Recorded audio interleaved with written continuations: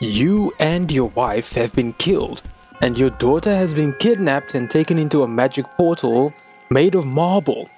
And it only gets weirder because Lady Death arrives and revives you with the 3 chances to get your daughter back. This is the start of Erosion, a roguelike that plays like a dungeon crawler where your weapons can be swapped as you please. We've got your pistols, dual pistols, shotties, machine guns, and even lasers. And each of the weapons can also be upgraded in their rarity, which increases their stats. And while that's as juicy as it is, we need to talk about perks that synergize, which give the game an insane amount of variation and replayability. Like a build I had with 2 drones that copy my primary weapon and auto fire, or this build with a burst shotty with fire damage and death cloud in case anyone thinks of getting too close. Or you could just find an S-class machine gun and make a crit build where health bars don't matter. Every build becomes the love of your life and feels broken in their own right, but I still lost all my chances to get to the end and save my daughter, because the levels are challenging in the best way. Here's the kicker. Lady Death can bring you back at the cost of 10 years passing, and you have to watch your home fall apart with the knowledge that your child is now 18 years old.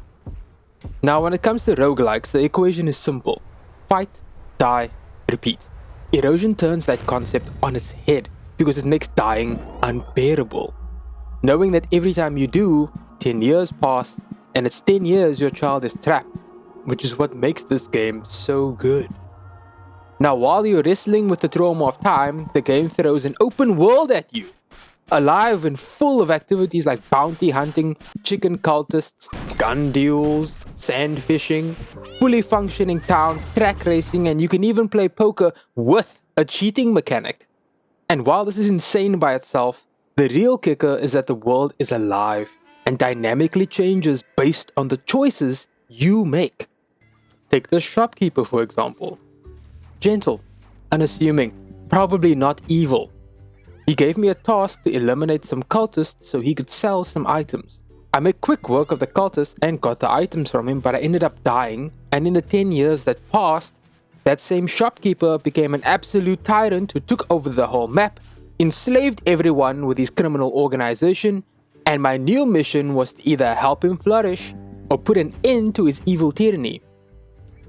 This town wasn't big enough for the 2 of us, so I killed everyone, of course. But when was the last time you saw a game with this much depth in pre-alpha and a roguelike on planet Earth in 2026? The year of our Lord Harambe? The last time I saw anything like this was the first time I saw the trailer for Hades, and I was shoveling cream out of my socks for a week. Now while you're sitting there saying to yourself, holy shit, this is amazing! I have no idea how my ADHD is going to deal with the decision paralysis on top of having a huge cock or huge labia. Gamer girls, I see you.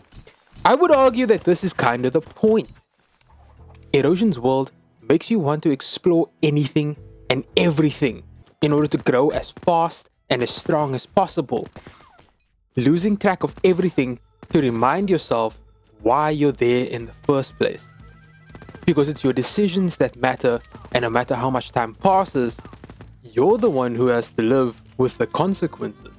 And while other games can lose your attention or simply make you rage quit, I think the easiest way to know that a roguelike is special is that even after struggling to grow your build for an hour or more, just to lose it all, and your first thought after being revived is that you want to do that shit all over again, Erosion does that and more while still being in a pre-alpha build with not just 1 but 2 bosses, if you can reach them.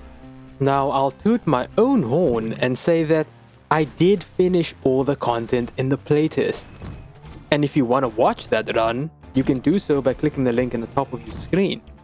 And if you want to stay spoiler free, go and sign up for the playtest yourself.